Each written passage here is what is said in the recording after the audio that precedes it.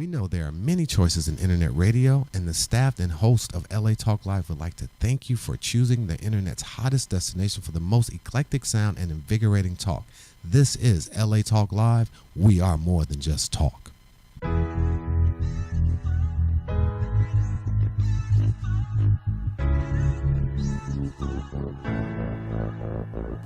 than beautiful. Welcome, coming to you live from the studios of LA Talk Live in sunny Los Angeles, California. This is Alayna's Beauty Talk and more, and I'm your host, Alayna. We're here to talk about beauty and more in all its expressions every Wednesday at noon Pacific time. So stay tuned. We'll be right back. This is Alayna's Beauty Talk and more on LA Talk Live. We're more than just talk. I found it, ended up with my heart and soul. About time that you know. If you just believe and see like I see, you'll know that the world is yours to own. Just follow my lead beyond material things. It's time to let you know you're better than beautiful. You're better than beautiful.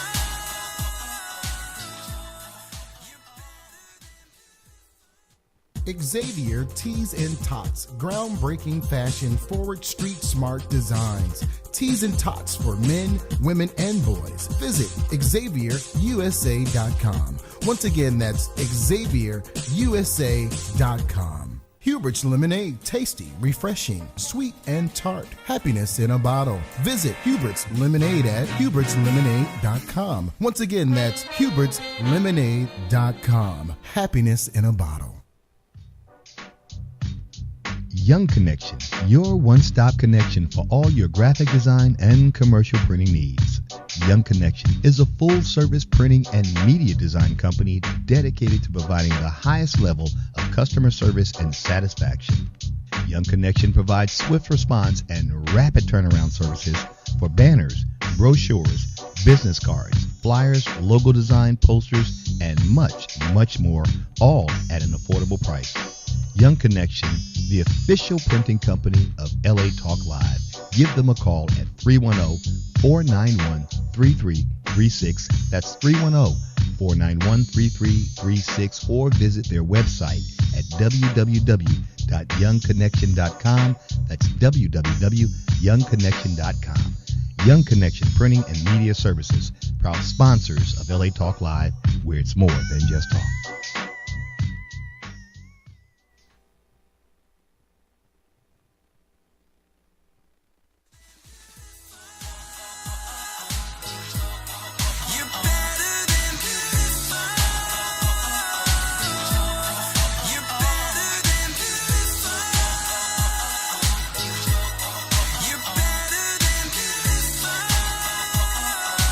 Welcome back to Alayna's Beauty Talk and more. I have all of my favorite music people here today. Actually, I always call them my groupies when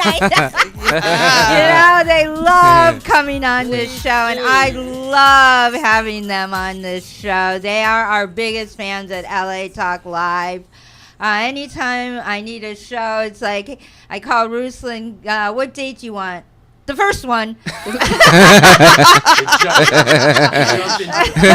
Sometimes I'm like, okay, do you want this date or that date? He goes, both. Both, yeah.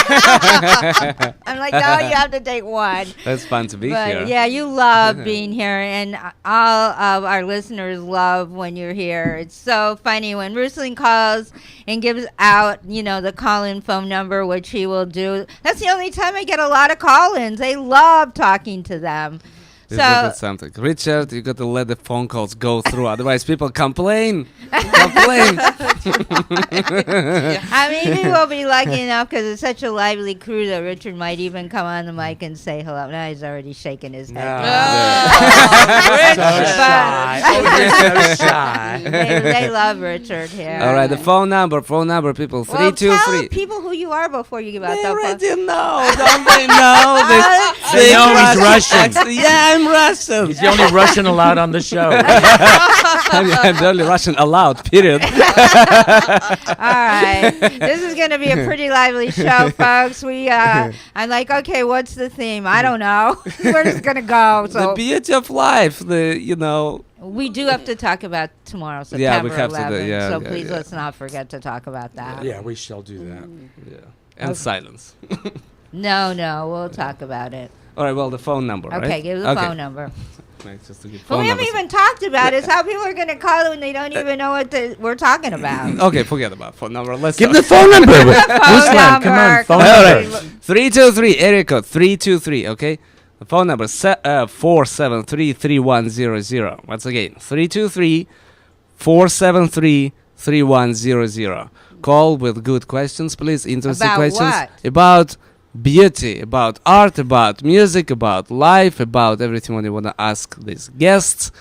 That's right. Even our uneducated opinions. Correct. Yeah. Marriage advice. All kinds of things. Well, Frank can answer marriage advice. I can do that. 38 years married. That's And and you're a maestro, so I mean, you have an odd schedule. So your marriage is, because you work at night. I mean, and you practice during the day. So yeah, but my wife's an artist too, so she kind of treasures the time that she can do what she wants to do. And in fact, just like yesterday, she said, "I can't do anything until you get out of here." So I went to even though I was sick, I went to my studio and I just kind of So I usually spend about 8 hours a day at my studio, and it's great for her. She has the whole other house to herself. Okay. Before we keep going on to this conversation, we need to introduce everybody.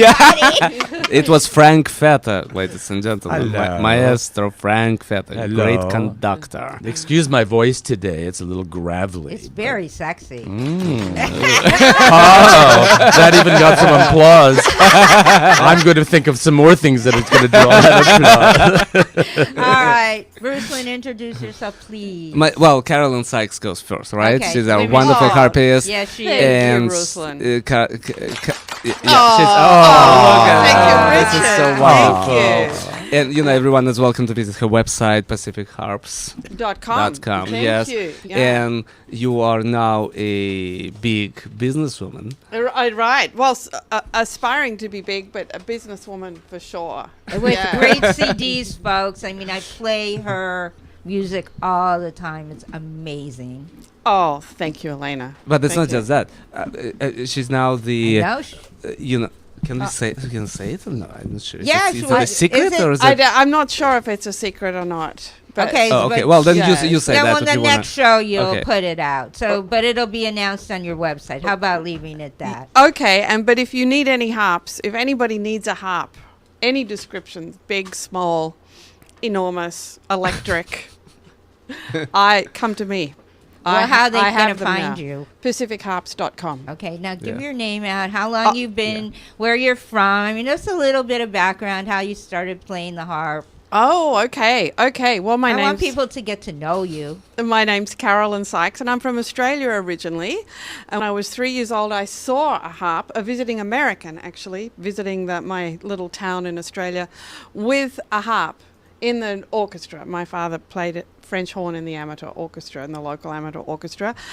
And I jumped up and down and said to my parents, "That's it. That's what I want." And they're like, "Yeah, that's the biggest, goldest thing you've ever seen. You haven't even heard it. You definitely do not want that." And you're not going to have it. So 12 years of begging and pleading for a harp, every birthday and Christmas list. And also fantasizing and actually pretending that I did play the harp, much to the alarm of many people that It's knew like me. air harp, eh? Or Right. air Well, harp, sort of, I would yeah. just tell people I had a harp and that I Oh. played the harp, and I went to lessons, and I mean there was no harp, there that's was really no great. teacher, there was nothing, and the teachers, my school teachers would call my mother and say, "We're really worried about her. There's something going on here. She's like living in another world and telling these pathological lies all the time about what she does." And my mother said, "Oh, is this the harp story? It's kind of a weird thing. We don't know what's going on, but just ignore it." And eventually they caved and bought me a small, locally made Celtic harp. And there were no teachers, so I taught myself for a long time. And eventually realized, as any a budding musician would, or aspiring musician would realize, is you just can't get far without lessons. Yeah. So I ended up moving to the US, got a full scholarship to study at the University of Arizona with Carol McLaughlin, and that's where I did most of my undergraduate Great. work. Wow. Yeah. That's why you're so good. Well, then And I've heard you play live. You know what the That's yoga's right, One of that's those- I heard right. you play live. Yes, improvising with the healing Yeah, violinist. yeah. Yeah, that was fun. That was very That was fun. fun. All right, Ruslan, you're on. Oh, you want to that's me now, myself? You want to do yourself. Oh, then my- I don't I have will to do pronounce, myself. Then I don't have to pronounce your last name. Birkov. Here we go. My name is pronounced so many times. I feel so happy now. All right, so my name is Ruslan Birkov. I'm Russian, as everyone already knows. I'm a cellist. I'm a musician. You're a pilot. Oh, yes. You in got the addition to- license? Moreover, I even have a business card of a pilot. now. Oh, good. I'm going to get some printed for myself, too. So yeah, I actually instruct now in Hawthorne Airport. It's Cool. the academy called Beach Cities Aviation Academy. Wow. I also run Glendale Philharmonic Orchestra. I'm the executive director of Glendale Philharmonic. And You're a busy guy. And you have students. and I have students to top up everything, and I perform as well as a cellist, and I'm actually very happy. You are very happy. I mean, you're a world-renowned cellist. I mean, you're very well sought out. All of you guys are to do what you do. So it's very exciting. Yeah. So, Yeah. are you still taking new students if anybody Yes. is interested? Yes. And Carolyn? And I am too. Okay. Yes. And Frank, do you take people? Well, what I do, people always ask, I was trained initially as a pianist, and people say, well, would you teach piano? I said, no, I won't do it. It's just it's not my métier. Although I was trained to do it. I took pedagogy when I was at conservatory. But what I do is I work with singers because my career began in the opera house. I was at the San Diego Opera. And so I seem to have a kind of a strong leaning toward the opera, the actual training of opera singers, the development of them, the mentoring of them. And so I have a lot of them. And so it used to be, about half my career was opera conducting, and now it's more symphonic, which I'm happy about. But I still am thrilled to work with singers. I mean, many of my singers are singing at LA Opera or at San Francisco Opera. Oh, how exciting. One of my singers is on the regular roster at the Met and La Scala. So I have big access to lots of singers and enjoy working with them a lot. Listen, do you teach conductors? I've taught conductors too. That's a sort of a frustration, you know? Really? Yeah. So this is interesting. Conductors talking about that. The conductors was fun. to listen. It's a frustration because, you will deal with the conductor. There was one guy that took some lessons with me, and he was stubborn, and I won't mention his name, and I gave him lots of pointers, and the lessons themselves were always very unappealing, but I must say that he is conducting now, so I guess that maybe it bore some good fruit. Other people have come to me to take conducting lessons. I have composers, for example, and say, well, we want to conduct our own works when we do recordings. Can you give me some pointers? So, I'll do that. And that's fine. So whatever path a conductor wants, I mean, my path as a conductor was very unusual, circuitous, very unexpected. And it took me a long time to finally find somebody that I was happy with. And it was a very really old guy who was like 50 years older than I was and near death. But I thought, I guess the point was for me, I want to get what he knows before he passes. So, I mean, I don't feel near death. Maybe as I get closer to death, more people will want to study conducting with me. Does having a cold count, do you think? No, I don't think that's good. I don't think it's fatal. I don't think my cold is terminal. But how many years have you been conducting? A long time. About, let's see, that's 30, about 35 years. Wow. That's a long.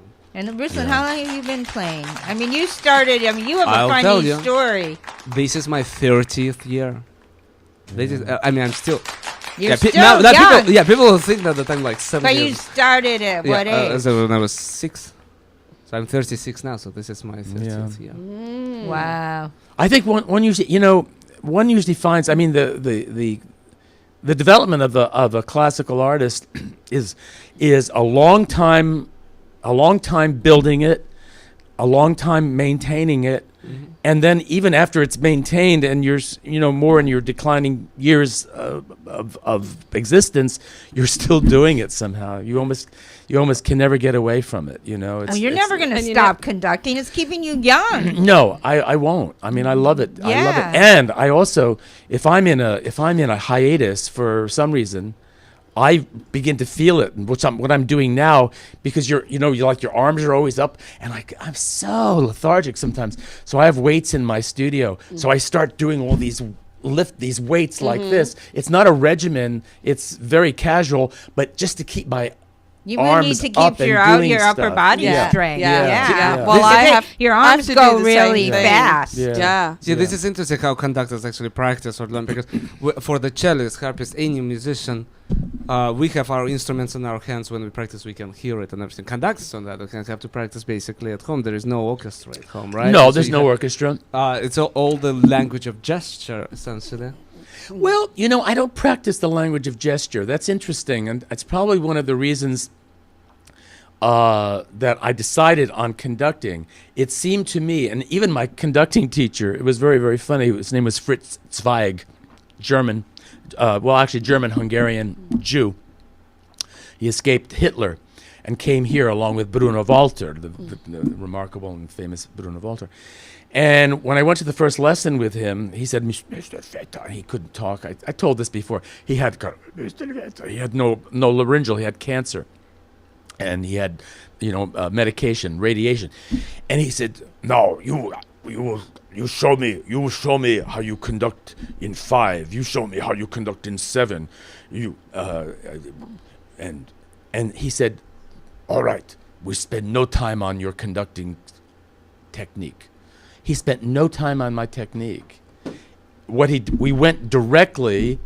I think the first thing we started studying was Wagner's Siegfried or something like that, because at that time I was at San Diego Opera working on Siegfried. I was the assistant conductor. I said, I got to learn this Siegfried. And what he did do is he would play it and I would conduct it. But he never really corrected my gestures. I mean, he never corrected the technical aspect of my... I didn't know there was a technical. There is, But that seemed to be totally natural to me. Good. That's why you're such a good conductor and people and want you. It was just a gift. I mean, I did nothing. I did nothing to acquire it. No, it's a gift. Yeah, this it is was a gift. And and lots of people many of my musicians who have talked, they wouldn't say this to me, but they've said it to my wife. They said, we like working with Frank. And my wife says, well, why do you like it? He says, well, there's no messing around. He knows the music, but he's got good stick. Meaning they can understand what I want Right. in a very clear And that's fashion. so important. Yeah, because you That guys is all so play in an important. orchestra.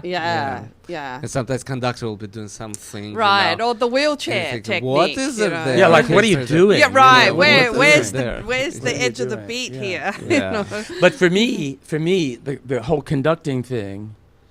No, I do study the music, but I and assiduously study the music. But normally, what I do with the music is I look at it first, I study it, listen to it, and then I take it to the piano and work it at the piano. But very seldom, unless it's, there's some passages where you want to just figure it's going to be, or something like that. You say, okay, that's the way I'll do this. That's the way I'm going to do that piece, Like I just. Do you ad lib some of it then while you're up there? I mean, ad lib? Well, not ad lib, but kind of change it as you're standing on stage with, or into practice. I don't change the basic aspect of it, but sometimes I'll project ahead and I'll judge. I'll say, well, this particular orchestra, the mood of the orchestra is such and so. I think if I do this, I'll get in this next phrase coming up. If I do this, I'll get something better. For example. I just conducted a concert about 10 days ago, whatever. And in the middle of it, I had told the orchestra I was going to do it in a particular way, but then I noticed it was, I forget what piece it was. It might have been the Shostakovich second piano concerto. And and I noticed that if they weren't responding the way I wanted, and also the tempo of the pianist, she changed the tempo from the rehearsal. And I couldn't conduct it the same way at the rehearsal as we did at the rehearsal. I had to alter it a little bit, That's what I was trying to ask. Yeah, because it was, maybe a little too fast for the particular gesture that I was using at the rehearsal. So I had to change it, So you do that, you do. It's not a major change, but you do accommodate to a certain extent. You can't just, it's like the train going down the track. You might have your whole mind set on getting from here to there, but suddenly at one place you find the track is a little bit bent, so you've got to do a little something to get through it to the next place, Well, that makes a lot of sense. Yeah. So. Adaptability. Okay. Yeah. Yeah. I'd rather be in your orchestra than on that train. Yeah. That's true. That's true. All right, Ruslan, what do you have coming up on your busy schedule, music-wise, not flying-wise? When does Glendale Philharmonic start? Okay, well, yes, we don't have the exact dates. We know that there will be one concert on January 10th. That's our 5th anniversary. So it's our annual holiday party, kind of. We are thinking of throwing a vodka tasting party. You got in big trouble last time you did that. Why? You drank too much? Well, Glendale. That's how Glendale Philharmonic was born. That was the birth of our orchestra. It's a true story. I was drunk on one of those parties. And someone said, let's do an orchestra, and said, okay, I will do it. And, And how many years ago is that It now? was 5 years ago. Oh, that's right. I was sober for 5 years now. You're not prone to drinking at all. You very seldom. No, but I vodka drink very parties. That's No, he. after some of these episodes, he's tamed down. No, no. Let's not send wrong messages to Oh. to the people on the other side of the microphone. No, I don't drink much. In fact, after I started flying airplanes, You can't. you really cannot. Right. My career of a pilot will be over if I get DUI once and forever. Yeah. So no, there is almost no drinking in my life. And you're going to the gym a lot. You look terrific. So Thank you. yes. Yeah, I'm Oh, trying to. shucks. Oh, he's blushing. Oh, look at that weightlifting. Are we going to have a competition here? A little jealousy?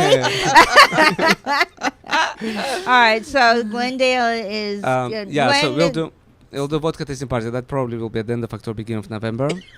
And we're still sort of At thinking... the church? Well, here's the problem. Yeah, that is the problem. We cannot bring the alcohol in the Baptist church, unfortunately. Let's have it at Joel's. Yeah, I'm thinking about it. I'm seriously thinking about it. Yeah, well, there are a couple of locations available. But that would be fun if, if people take it moderately. Yeah, but no, here's the thing. Our vodka tasting party is not like everyone shows up and gets drunk, and after that we have this. No. What's happening, usually I or, musicians from the orchestra, we play a concert. It's a concert, it's recital.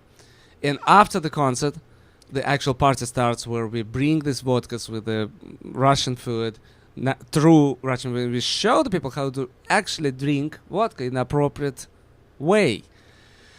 And after that, of course, everyone gets drunk. So So in the I thought tasting was the important word. tasting, yeah, well, usually tasting goes for first three shots. And then after that, it's a free And for that's all. like nobody really cares. And then you know, what's can't that- taste the anything kids- after you that. Just, everything that's really Are you going to great bring after that. cake? Yeah. Well, okay. Now cake. Okay. Here's the thing. Cake is usually a prerogative of our January concert, and there will be or cake or candies or chocolate. or both. So there is this From our favorite chocolate yeah, place. there are a Danny. couple other, there are a couple of other places also that can want to participate and say maybe we'll have a combination of those things. I don't know. We will see. So that's Well, you'll be on the show to give total details before all absolutely this yes, comes yes. up. So that's Frank will be conducting, I'm sure. Yes, yes. And then it's because the Glendale Phil will do concert on 10th. On 11th, I'm doing a concert with Olympia Youth Orchestra, and I'm giving the world premiere of a cello concerto. Oh, cool. What's that? The Olympia? It's Meister von Chor, and it's a youth orchestra essentially. They are Here in LA? yeah, Oh. yeah. They are on east side of town. Remarkable orchestra, I have to say. I did Prokofiev Symphony Concertato with them a few years ago, and it was absolutely phenomenal performance. And the score there is very, very complex. So it will be composer Matsumoto. He's actually Japanese, I think, and he lives in Washington D.C. And he is a cellist, and he composed this concerto. And I'll be giving the world premiere of concerto composed by a cellist, which is quite a, good. Have you ever heard No any cellist? pressure. Yeah, exactly. No. Yes. It's a big piece. Are you practicing now? I am starting to practice it. Yeah, I'm starting to practice it, and there will be recording done of that piece, etc. So it's a serious project. Then there are two concerts with L'Hermitage Foundation. That's something that I wanted to mention okay. today. See, I brought it in the brochure. Oh, so it's a pretty hotel. Yes, the I go Lux- by it all the yes, time. I've it's- been there. I used to do a lot of makeup there Lush- for the Oscars and the Emmys. 'Cause Okay, a lot yeah. of people stay there. Here's the thing: they used to do concerts at the L'Hermitage Hotel. Now on the on concerts, the ceiling, on the beautiful rooftop. yeah, but this concert series is happening now at the Lux Hotel at Bel Oh, where you in did Bel the Air. last one. Yes, and it looks like the foundation starts opening its doors to the wide audiences. And I'd like to invite everyone to contact them. Feel free to contact them and request tickets, because for many, many years it was a totally private concert series. It was a very small circle of people that was allowed there. It's sort of one of those hidden jewels of Los Angeles. And so everyone, if you want to come to this truly upscale, fashionable, incredibly high-class, classy events called L'Hermitage Foundation Concert Series in Lux Hotel, they usually happens It's once a month. LUX. LUX, correct. LUX. So And they it's have right by the 405 Correct. freeway and Sunset. Correct. Yes. And here's the phone number to call. It's 310-472-3330.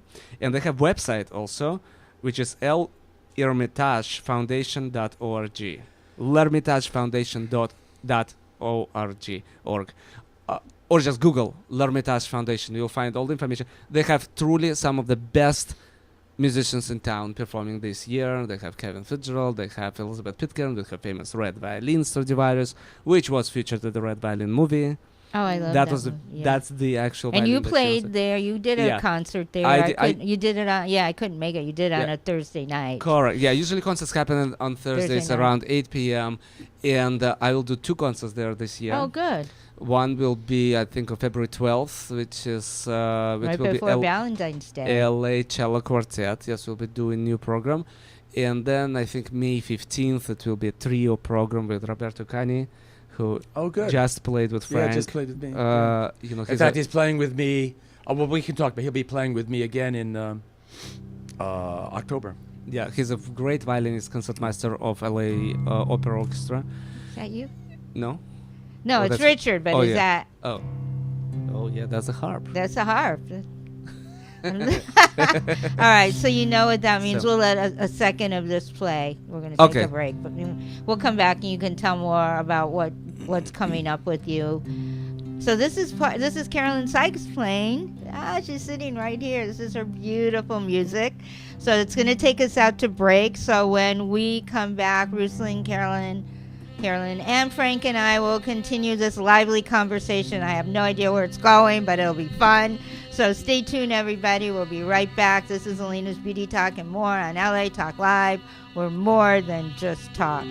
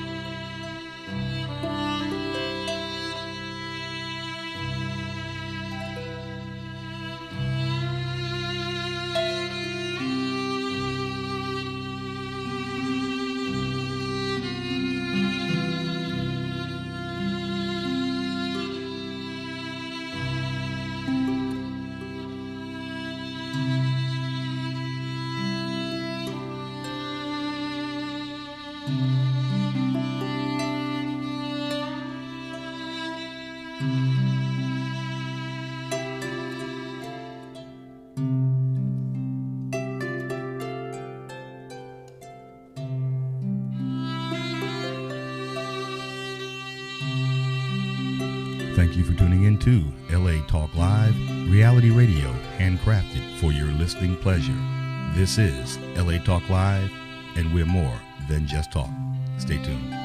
It started out like a totally normal day. I love you. I mean, I guess I was a little sweaty and I was definitely sore. I thought I had gas. Turns out I was having a heart attack. Heart disease is the #1 killer of American women. So now I take care of myself and tell the other women in my life to do the same. Make it your mission to save your life and the lives of the women you love. Find out more from the American Heart Association at goredforwomen.org.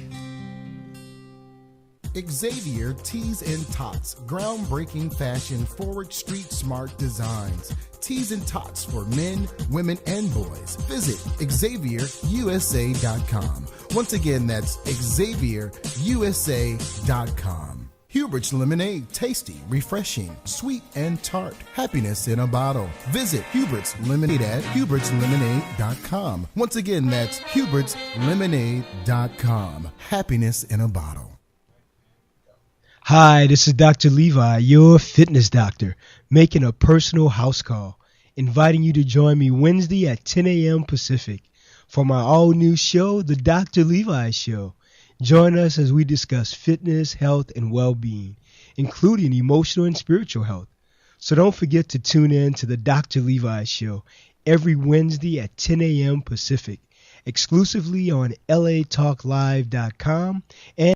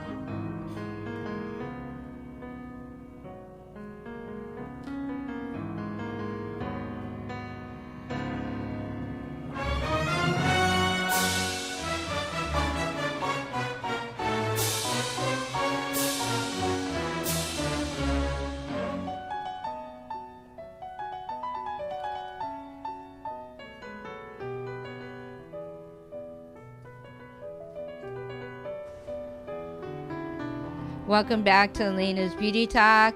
This is Frank Fetta conducting Marina Del Rey Symphony. Yeah. Thank you, Ruslan. Cue cards. Cue cards. Yeah, we don't have teleprompters here. All right, Frank, talk about This is, of course, bit. we just completed at Marina Del Rey this summer our 15th season there because it's a very special concert series. And I can't mention on radio, but the next time I'm on, a big surprise is going to be coming actually next week, no, the following week, the week of September 25th or so. So people should keep their eyes peeled for the Argonaut newspaper at Marina Del Rey. You're going to be on the cover? Well, no, I won't be on the cover. Well, maybe. I don't know. I'm not sure of that.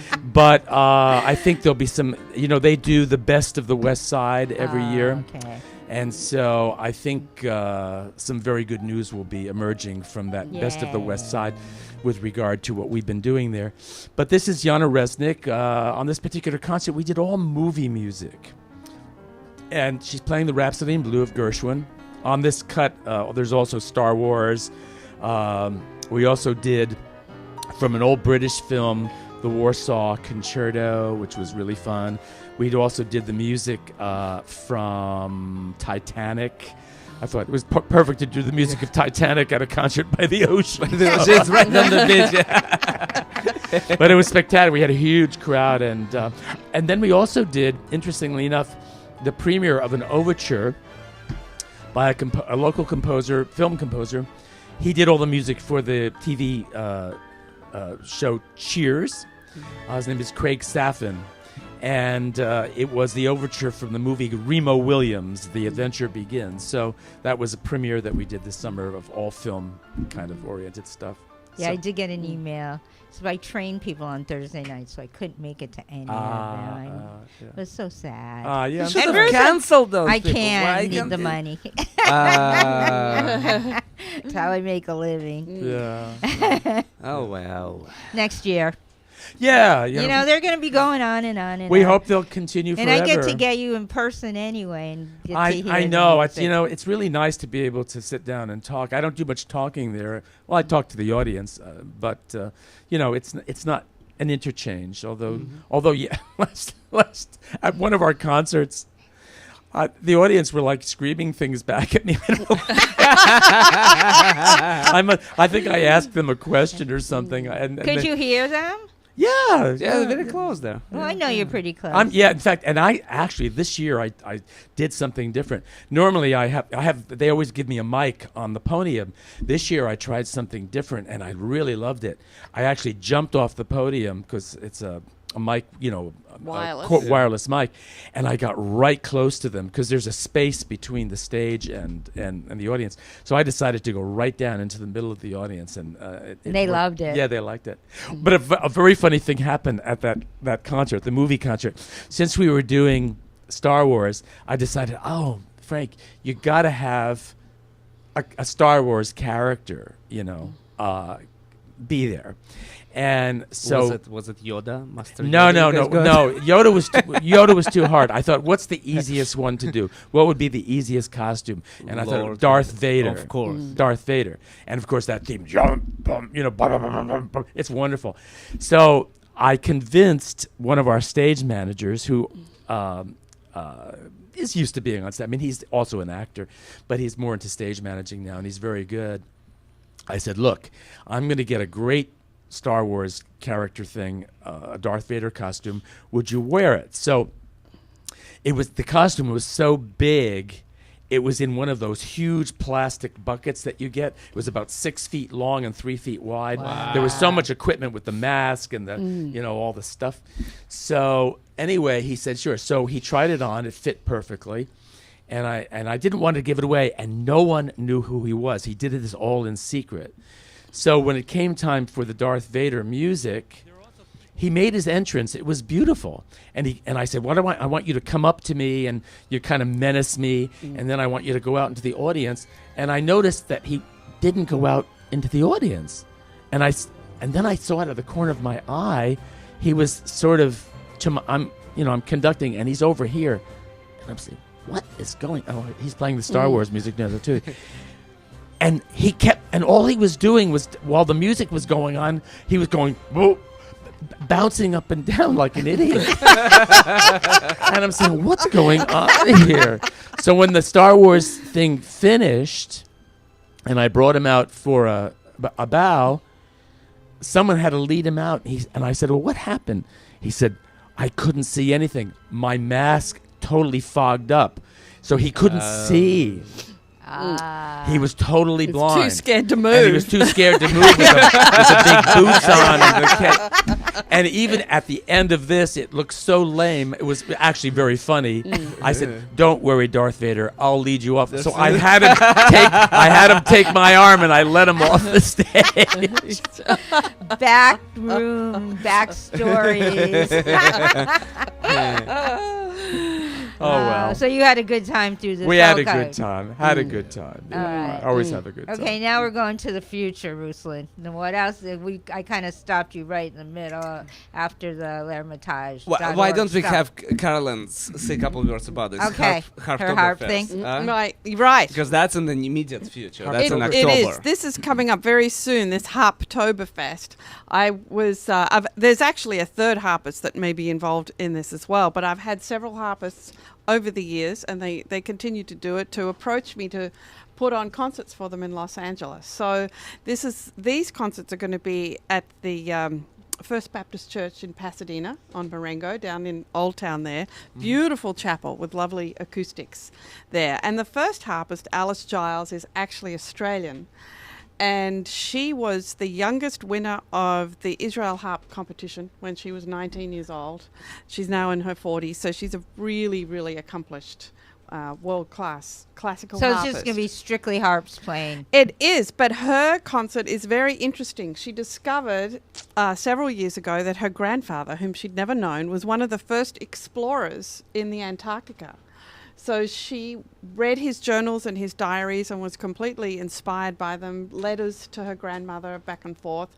And she went down to Antarctica and talked to the people on the exploration station down there.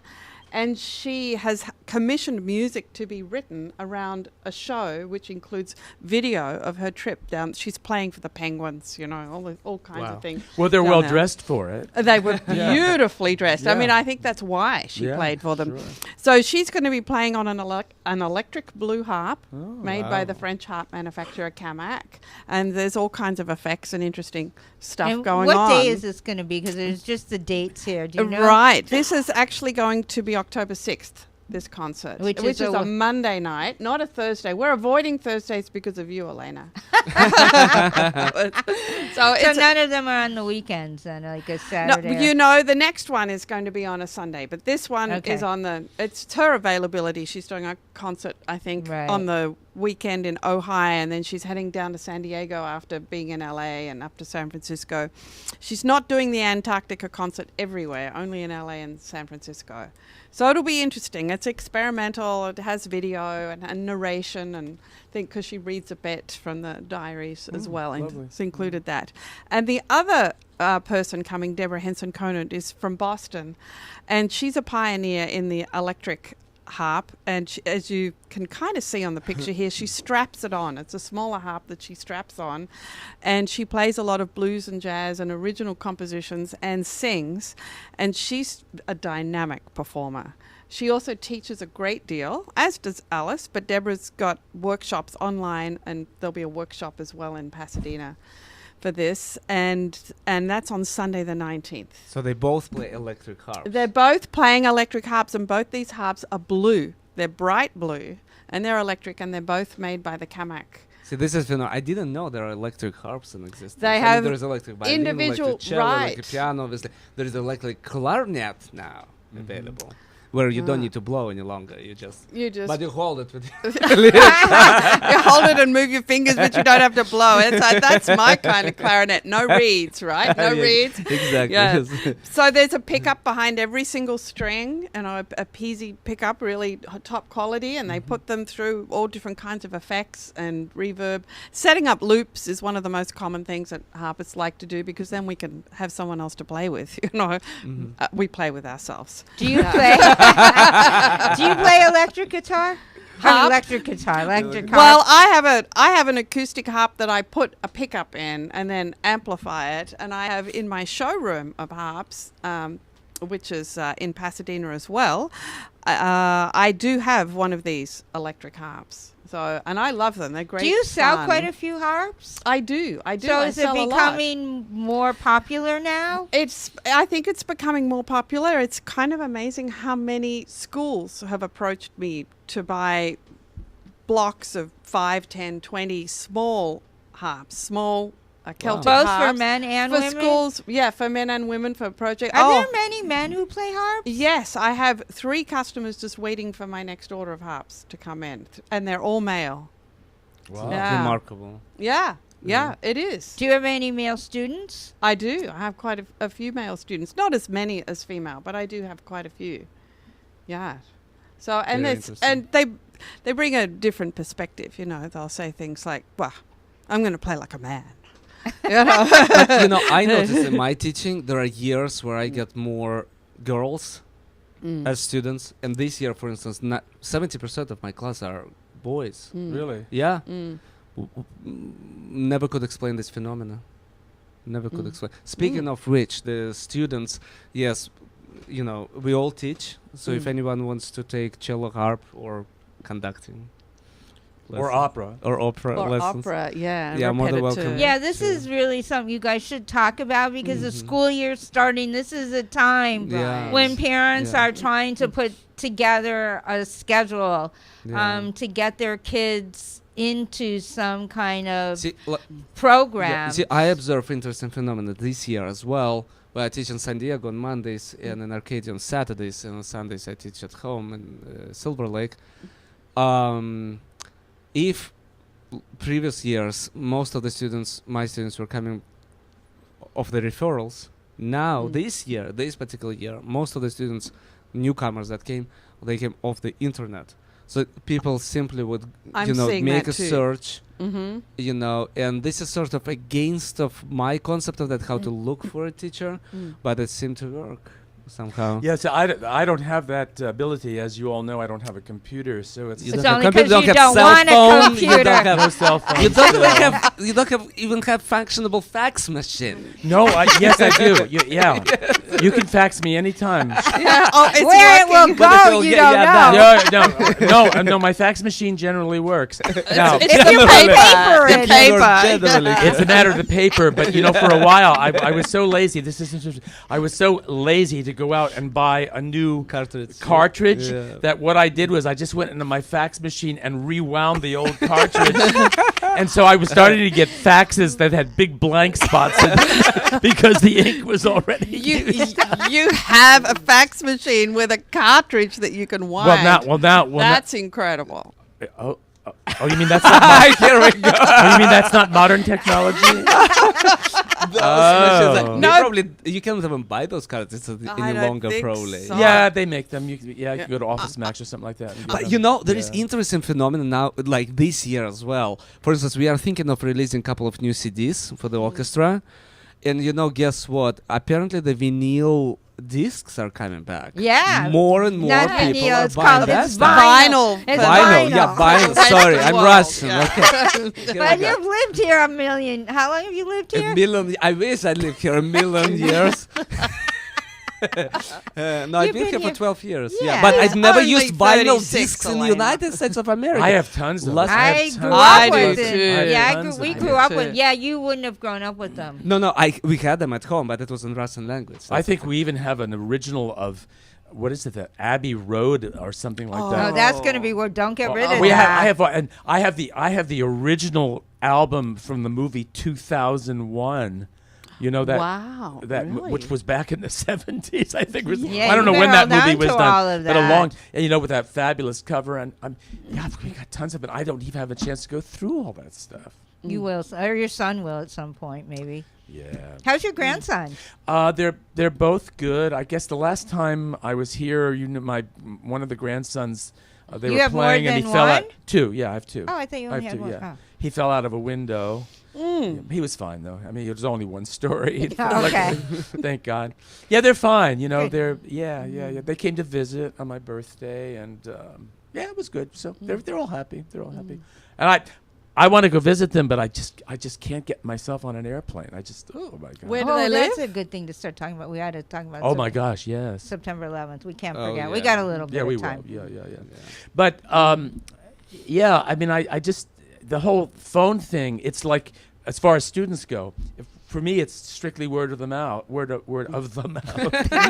Word of mouth. His mouth. Yeah. The And collective. what I find is that most of my students tend to be people who already have had undergraduate degrees, and they kind of come to me and say, "Well, now what do I do?" And they'll assess their whole training that they've gone through. Because with singers, very seldom with an undergraduate degree, they're about 21 years old.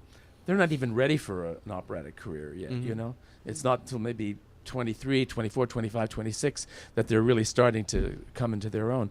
And so I kind of rework everything that they're doing and give them the advice that it's needed, the repertoire, the technical expertise that I feel is going to be necessary to get them into a major and also get them into major competitions.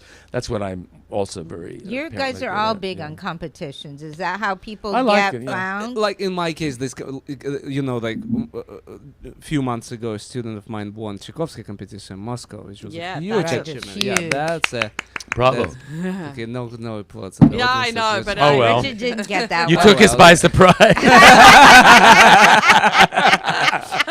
Yeah, that was a big surprise as well. We really didn't expect any. First of all, it started with 4 students of mine applying for the competitions, and there are 4 rounds pretty much, and all 4 of them were accepted into the competition to begin with, which was already sort of an achievement. Then out of 4, 2 actually made it to the competition in Moscow, and one won it. So. And what has happened to him since? Anything exciting? He is alive. He survived. Well, it's good for are his practicing. resume. We are actively practicing, preparing for another big competition. I'm not sure if he really needs it to tell the truth, but he wants to do it. We are trying to get him better cello and better bow. Once he got this competition, a lot of doors open for him. That's what I was wondering. Yeah, so there are other concerts. He was signed up for management with the Tchaikovsky Competition Association, Winners Association in Moscow. So there are touring is ahead of him. So we're trying to get prepared for that stuff. In addition to that, he's still climbing. He's only 13 years of age. This kid is great. I met him when he was like 8.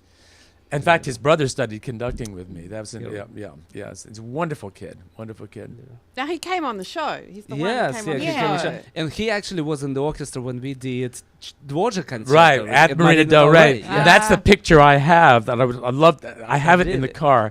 It's a pic. It's unfortunately you're not in the picture. It's me.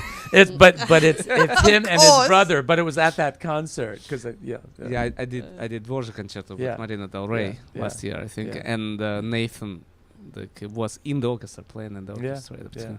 So they're trying to, I'm trying to expand his horizons with all my students, actually, not just with him, but with him particularly. He's a very talented kid. So I'm trying to not only to teach him how to hold the cello, how to move the bow, and how to press strings, but also to how to think, how to perceive about art, how to be a true artist, essentially. And that's because you have to teach him how to perform. Well, he already knows how to perform. To tell Okay. the truth, I mean, he has a pretty considerable performance experience. There are still, certain adjustments. A lot of learning and training needs to be done, but it's a very interesting process of mentoring an artist. It's now, with that in mind, a lot of people ask me, like, "Oh, do you teach only high, advanced or high professors?" Absolutely not. My youngest student was 4 years of age. And my oldest was actually 94. I don't have limitations. When I was starting 16 years ago, when I was starting teaching, yes, I was working mostly with the older formed, so to speak, musicians, the graduate, people who are already getting their graduate or postgraduate degrees in music university. Now, pretty much a full spectrum. Same with you? Carolyn? Oh yes, absolutely. From adults who want to come and do it as a hobby, and they can actually reach quite a high level. Yes. I have a student who's actually a computer engineer, and he's played the trombone all his life. Plays in big bands all over the place, and orchestras as well, just for fun. He has no time. He's just incredible. Well, he's been taking the ABRSM, Associated Board of the Royal Schools of Music Merit exams, and he just passed his 7th grade exam with a merit, with a credit, you know.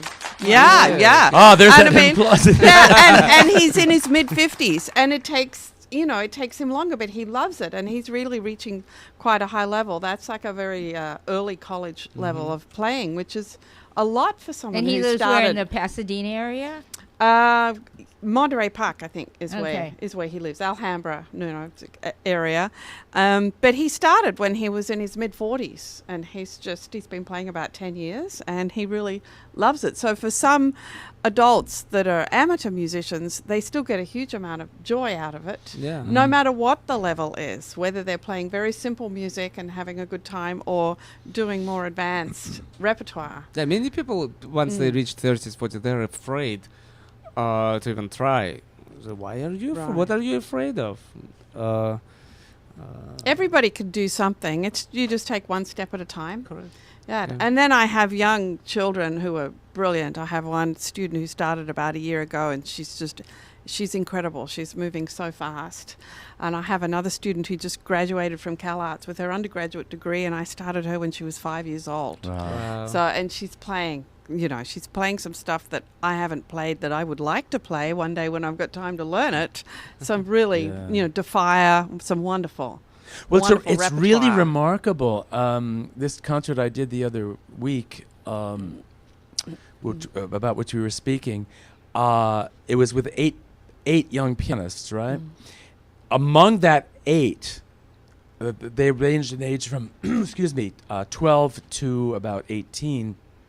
Among them, only one of them was seriously studying, deciding to go to conservatory and become a pianist professionally. All the others, who were brilliantly virtuosic, were going to do other things. One was going to political science, another one was going to go into medicine, another one was going to go into computer science, another one wanted to be a biologist. So I think it's remarkable that music still plays an important role among certain segments of the population, either for pleasure or for the goal of becoming sort of a complete human being. Yes. Yes. I think it's really remarkable. Yes. Not everybody wants to make it their career, because it's hard to make it a career. It's very hard. It is. It's very hard. It is, but it's a wonderful, life-enriching hobby. And amateur means for the love of. So there's nothing wrong with being an amateur musician. Not at all. And I also teach on Skype. I don't know if you I have do any one of that. student in FaceTime, actually. Right. Yes, it is Yeah. FaceTime. FaceTime's a little better quality, a little bit more immediate than Skype. And my niece, I teach my niece who lives in Australia, and she's 14, and she just passed her 7th grade exam, which we did all on Skype, and she took the exam in Australia with an examiner there. With distinction. Wonderful. I'd say. Congratulations. Yeah, That's yeah. great. I was pretty thrilled. And at 14, I was really pleased, because there are limitations. There's some stuff you have to work around when you're not there in the presence of the student, and you can't reach over and, the sound just quality. show something. You're or right. just move the finger, Exactly. Reach over and, grab a string or grab a hand. And In my case, I prefer not to touch students at all.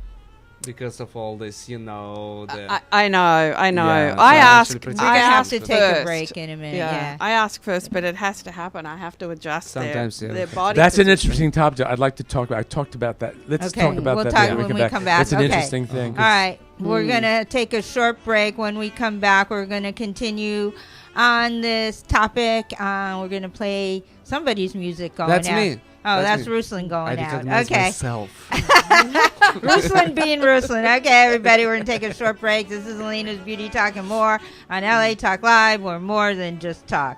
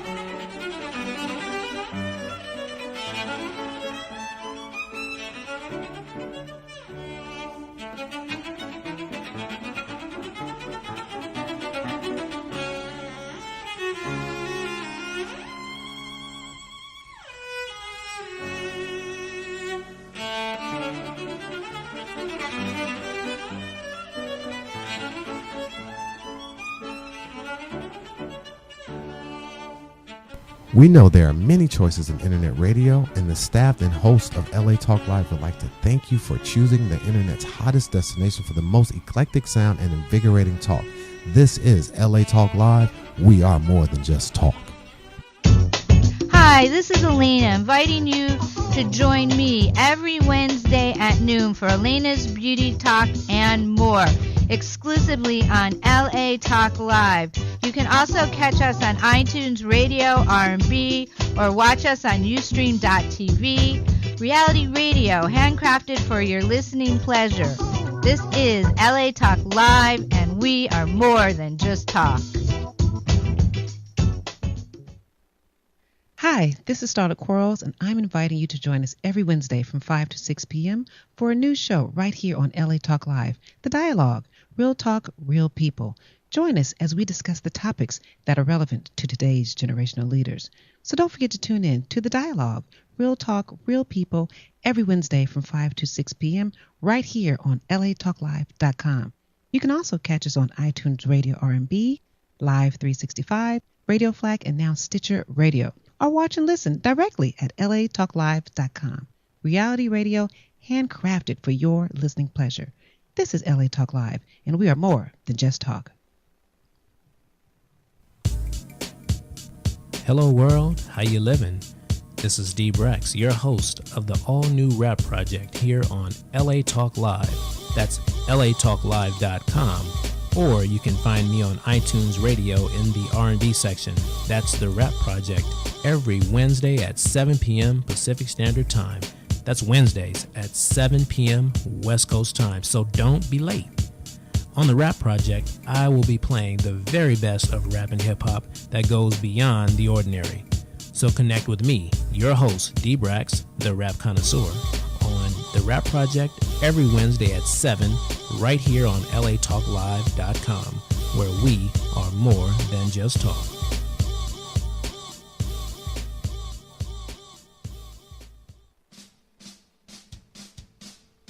Hi, this is Tika Lark Fleming, inviting you to join me every Thursday at 7 p.m. Pacific Standard Time for MP Chronicle Presents The Black Girl Show. Join us as we discuss politics, pop culture, and the other side of Black LA. So don't forget to tune in to MP Chronicle Presents The Black Girl Show every Thursday at 7 p.m. Pacific Standard Time, exclusively on latalklive.com. You can also catch us on iTunes Radio R&B or watch us on Ustream.tv. Reality radio handcrafted for your listening pleasure. This is LA Talk Live, and we are more than just talk.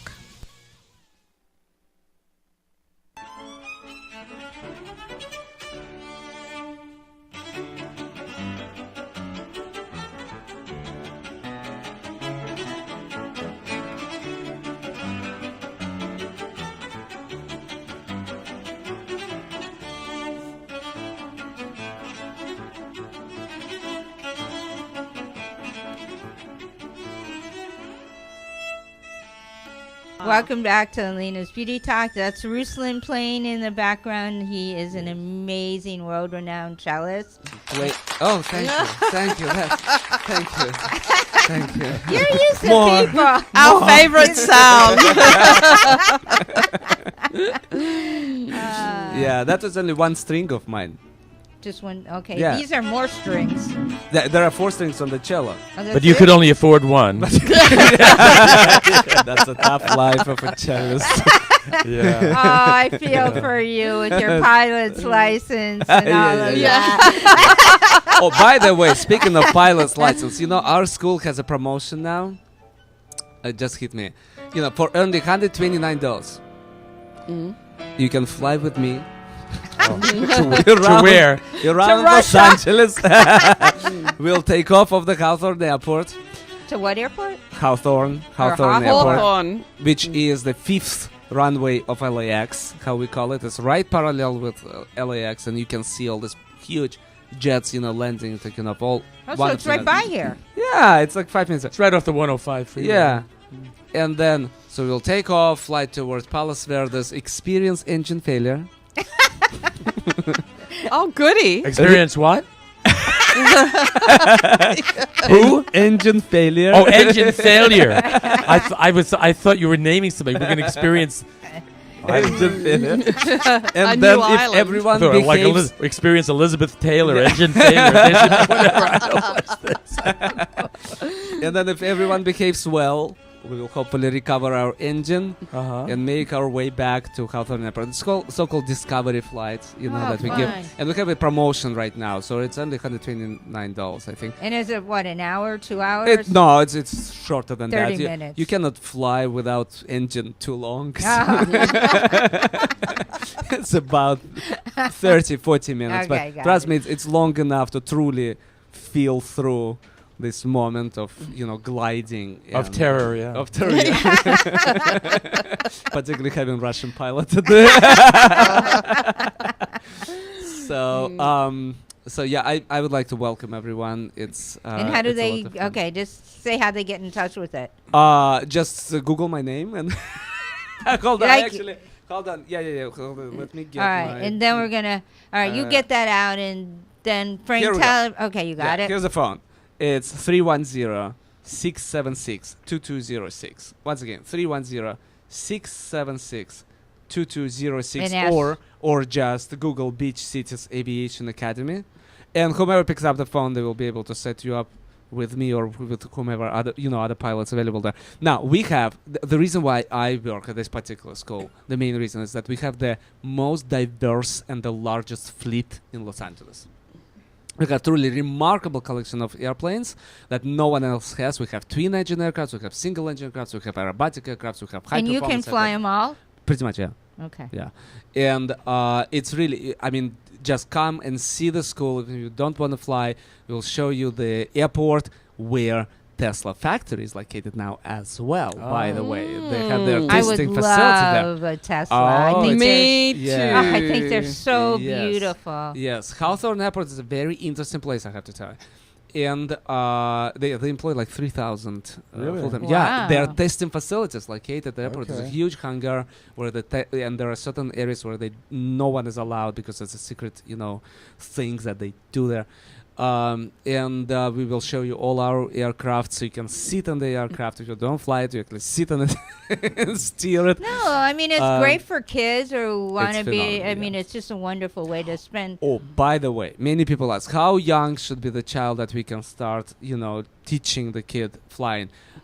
2 years of age, 3 years of age. Wow. I think the youngest kid we have now is 7 years of age. Now, he cannot solo until he or she hits 16.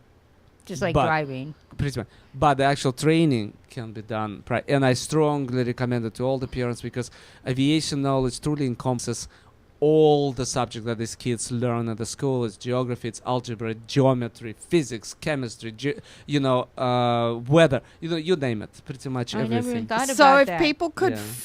take flying lessons and take music lessons, that really would cover their whole all-round Absolutely. education. Absolutely, yeah. Mm. Absolutely.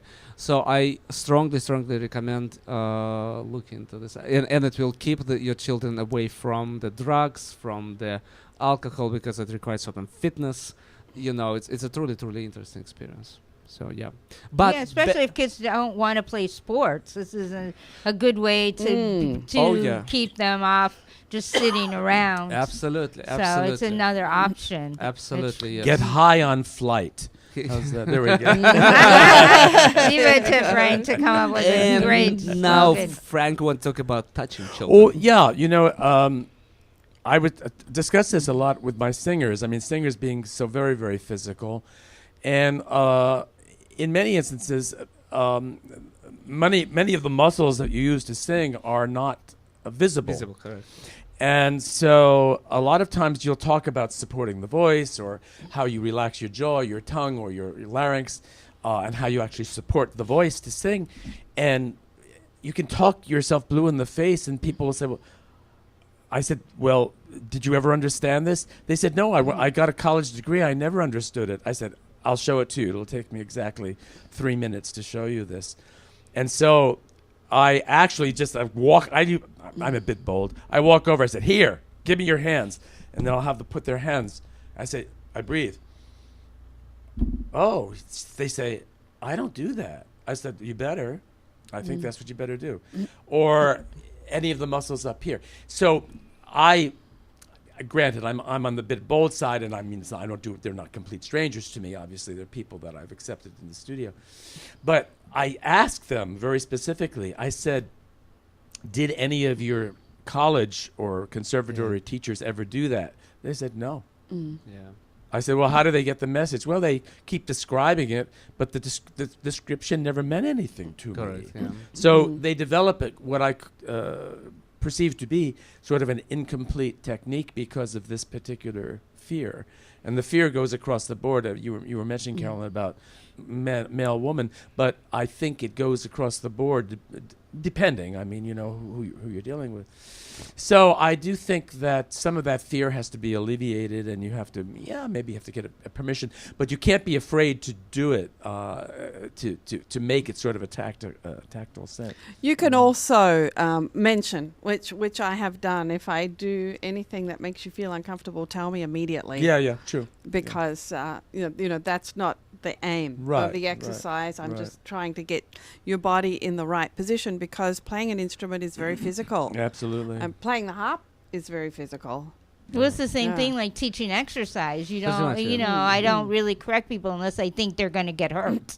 But you want them to get the most out of what they're doing. And it's the same thing with you. You want them to get the most out of their session. Yeah. Right, of course. Right. And I know that I sometimes verbally, with lots of singers, I shock them verbally. In many ways, and then they'll do a take and they'll say, "Oh, okay, I see what you're saying," something like that. It's sort of tailor-made. I mean, this is not, of course. And I think that's the beauty of working with individuals. I like working with individuals much more than with groups, although I do it with groups too, sometimes, if I do master classes or something like that. But the individual thing is so wonderful because you can kind of inveigle yourself into the psyche and then make changes. And as soon as that change occurs, there's a whole different quality, of sometimes it may just be, it may be something like, I know you feel terrible, you didn't get enough sleep, I know you've got issues going on, forget it, just get me, excite me with your voice, excite me, get that sound spirited, and don't be lazy. Sometimes it's a matter of just being a little bit, I had one girl yesterday, she was singing in this gorgeous voice, and I said, why did you suddenly give up in the middle and it went there? Because I was afraid. I said, oh, what did you have to be afraid of? Nothing really. I said, do it again. And it just happened, it's just amazing, So you guys all like teaching. You seem to light up when we talk about it. Everyone was. Do you know any musicians that were teaching? I mean, just you can count. Almost every musician is a teacher of some sort. Even a conductor is a teacher of a sort. You're not a tyrant necessarily, although you may be accused of it. But surely that's never happened to you, Frank. Never. Okay. I'm never. Not openly. Just right? just don't call anybody up and ask them. But but part of it is a tricky way, or finding a quick and sometimes easy way to. Sometimes it might just be singing a phrase. Sometimes it might just be, clapping a phrase. Or sometimes it might be just, no, I want it like that. Got it. You know what I mean? So it's a teaching thing. It's a teaching thing. So it's important even there.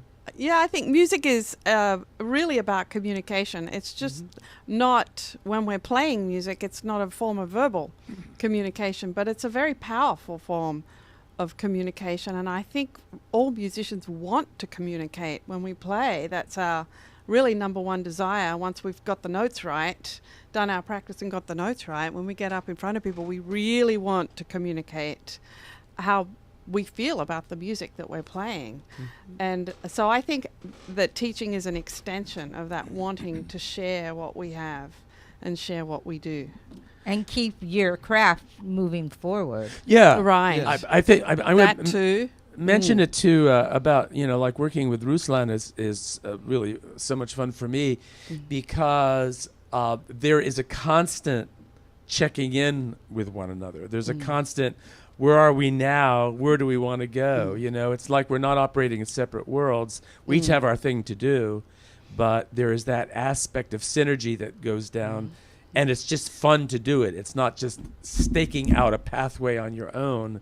You synergize a kind of a mutual pathway. Really fun. And then I particularly like, I am a learner. I keep learning. And you'll be surprised how many things you learn from your students. Oh, absolutely. So much from your students. Yeah. It's like the wisdom just comes straight through them. Oh, Ruslan, we have a caller. Oh, wow. Oh. Okay. Hi, what's your name and where are you calling from? Calls for credit. I actually thought I was calling True Magazine. Sorry. Yeah, we're even better than that. Do you have any questions? Ask us some questions. That's why we don't take so many calls. we don't have.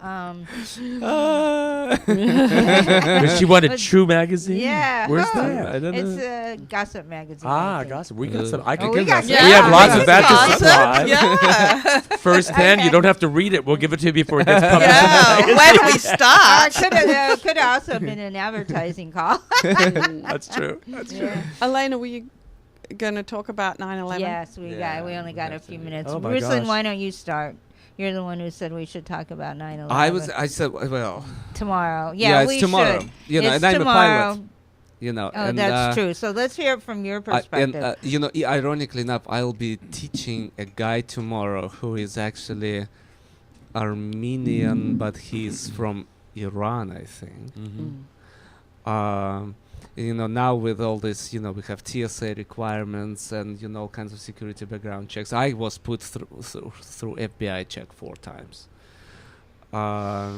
What can I tell you? I mean, it's not keep flying. That's all. But I have to say, I was thinking today. Woke up in the morning.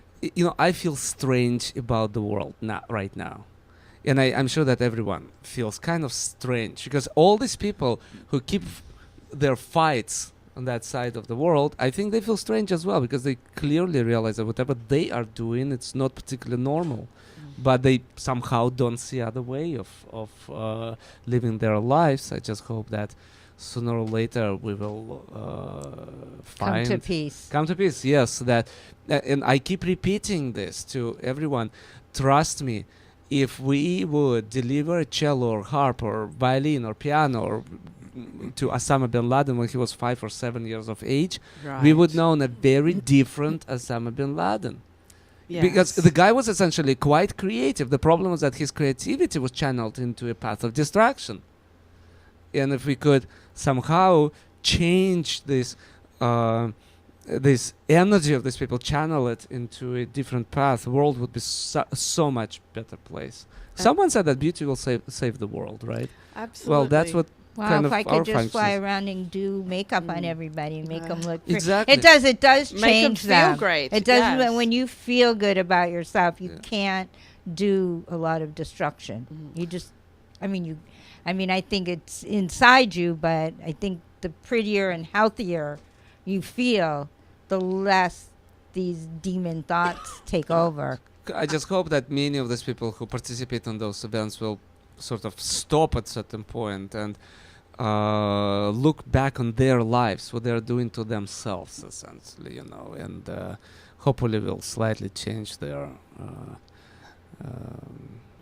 their attitudes and their thinking, their feelings, and their perception about the world. No? I think as a country and as a society, we can always be striving to do better to make ourselves a better example. Correct. For the rest of the world too. And I think, trying to bring more music to people. I mean, we're just musicians, so you think we're just, blowing our own horns. But really, it is a life-changing thing to learn music and play a musical instrument and be able to give that gift to other people. It takes you out of yourself. And it gives you a different perspective, and it wires your brain differently, ultimately. I think that someone who sees the beauty or something pretty or something interesting will have no means to kill that. I think the people who are going, put themselves on this path of war or destruction, they don't see, they are blinded by something. They don't see options. Yeah, well, I was... I spent Sunday afternoon with someone rehearsing, and she lives half the time here and half the time in Cyprus, and as such has to travel to Turkey a great deal. And in Turkey and Cyprus, something is going on there that I think you'll find interesting to note. I agree with you. Yes, music and education and beauty can solve it. The problem can mitigate much of the destructive tendencies, but it's very unusual though. In many of these conservative societies, the first thing they try to get rid of is art and music. For example, what is happening in Turkey right now is that the Turkish government is trying to end a lot of the music in the schools. Really? And there's another segment of society of people who want it, so they're raising money for it. And one of the reasons they want to get rid of it is because they consider much of the art that has been taught in Turkey, which is a pretty sophisticated country, as Western decadence. So we have this odd dichotomy, which is being set up between like the West and the non-West countries. Now, that's not happening in places like in China or Russia, where they are accepting of Western culture as an extension of their own culture. But unfortunately, in the Mideast cultures, that's not happening.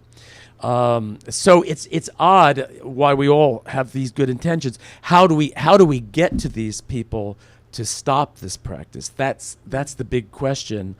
I don't really have the answer at all. Interaction if possible, but if interaction is prohibited on some level, how do you get to them, Now, interestingly enough, I also, the weekend before, dealt with a lot of Mid-Eastern people who were sort of a mixed, some of them, half of them Muslim, half of them Christian. That's an interesting way to get to them, where just because they like one another, they associate with one another. And I think music can certainly do that. And probably has to be done on a fairly one-on-one basis. So, it's hard to do it on a mass basis now because we're so polarized. So polarized, yeah, that's a key we're word. We're so polarized. The world is so polarized because some mysterious reason this polarized. And have you noticed, beginning of 20th century, it was pretty much the same thing. Beginning of 19th century, that somehow beginnings of the centuries established this polarization. I don't know. It's a chain of the generations that's changing. I don't know. Or there is something just in the air in the beginning of each century that, I don't know. World is kind of a strange place and pretty explosive place, I'm afraid. Well, hopefully it will settle Yes, down. I hope it will, and I hope we'll never have anything like 9/11 happen again. My son was in New York that morning. He said, "You wouldn't believe what just happened." I already knew. I said, "We already know." And he was working at a restaurant, and he said, "We heard about it." And I walked back to my apartment. He was living on. He was up at 76th Street. By Lincoln Center, and he said everything stopped. And then my cousin, who was from New Jersey, had just taken the PATH train from New Jersey, had landed in one of the towers, wherever the train station was. I'm not sure which one it was, and he just got to his office when the planes came in, and his glass. He got out of Manhattan on a ferry boat back to New Jersey and has never been back into Manhattan since. Wow. He quit his stockbroker's job and now works as a car salesman because it was that traumatic for him, you know. So yeah, we sort of had sort of firsthand, experience with it, but hope that never happens. Well, we hope again. tomorrow will be a wonderful remembrance. Yeah, sure. All right, we have to close out the show, so I want to go around the table. Everybody give out their final thoughts and information on how people can get in touch with you. Okay, am I first? Yes. Yeah, again. Okay, I'm first. You're sitting next to me. You All read right. it off. Okay. Well, my information, guys, Ruslan Birukov, and Google my name and good luck. And Ruslan is spelled Ruslan. If you get that, you'll have an easier time to find actually, him. people say that if you type in Google search Ruslan Ruslan and then cello, it's just starting CE. At that point, apparently it already throws my name out. Good. Oh, that's good. Okay, yeah, it's very interesting kind of recent discovery. Great. What can I say? I mean, people stay cool and come on our concerts and come flying, enjoy life, every momentum of it, every moment of existence. It's important to live life happy, never mind what. And as Winston Churchill said once, never, never, never give up. Okay, one thing I want to add, if your child is looking, or you are looking for a great cello teacher for your child. Or harp teacher. Well, I'll let her tell that, Okay, but okay. you just forgot that. Oh, yes. Please okay. look him up for that. Yeah, give me a call, 323-445-6558. Feel free to call. Don't be afraid. I take beginners. I take established musicians, yeah. All right, Carolyn, your turn. Carolyn Sykes from Pacific Harps. That's HARPS, even though I can't pronounce it properly. PacificHarps.com. And October is the Harptober Fest, where we have these amazing and interesting, highly accomplished and innovative harpists coming into Pasadena, the First Baptist Church in Pasadena, and go to my website for information about that. And if you want harp lessons, or if you need a harp, rent or buy, come to me. Yeah, she's amazing. You'll get exactly what you're looking for. It's true. And more. And more. More She's than you an even amazing- know you're looking for. Yeah, she's amazing, amazing, amazing. Oh, Alayna, thank you. All right, Frank, you end the show. I'm Frank Fetta, Fetta, the cheese with two T's. Just remember that, the cheese with two T's. Even though I'm not internet friendly, or I'm friendly to the internet, but I don't have any computer. You can always Google my name, and all of my performances will come up, whether they be with Ruslan or with San Bernardino Symphony or Culver City Symphony, Nevada Opera Theater, Marina Del Rey, or the Zachary Society, or the Redlands Bowl. It'll all come up. Please keep on playing your instruments, learning your instruments. Keep the beauty of music and art in your life. It'll make your life and everybody's life much happier. Once again, Feta, cheese with two T's. All right. Good to be on the program again. Thanks, Alayna. Thank you. It's always fun. All right, well, stay tuned to LA Talk Live. Indian Tyler's show is coming up at 2:00. And then then all day there's stuff going on here. I don't even know the whole schedule anymore because it's just too exciting and it keeps changing. So, and next week I have a really interesting show. It's still being formatted, so just tune in. I'm not going to give it away. It's going to be a great show, very inspirational. So everybody have a really great week. You know what? And if you have, play some great music tomorrow, whatever you love, throughout the day, because it's going to be a very memorable day tomorrow. So anyway, have a great week. Get outside, get some walking in, get some exercise in, and I will see you next Wednesday at noon Pacific time. Bye, everybody. Bye-bye. See you later. Bye-bye.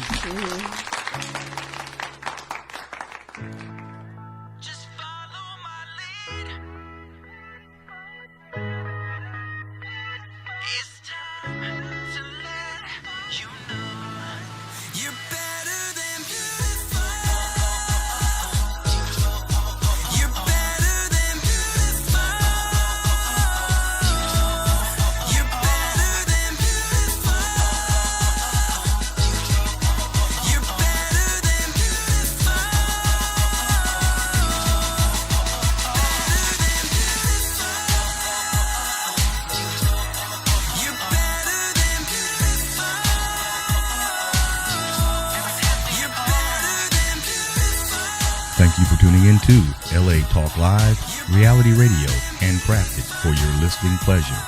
This is LA Talk Live, and we're more than just talk. Stay tuned.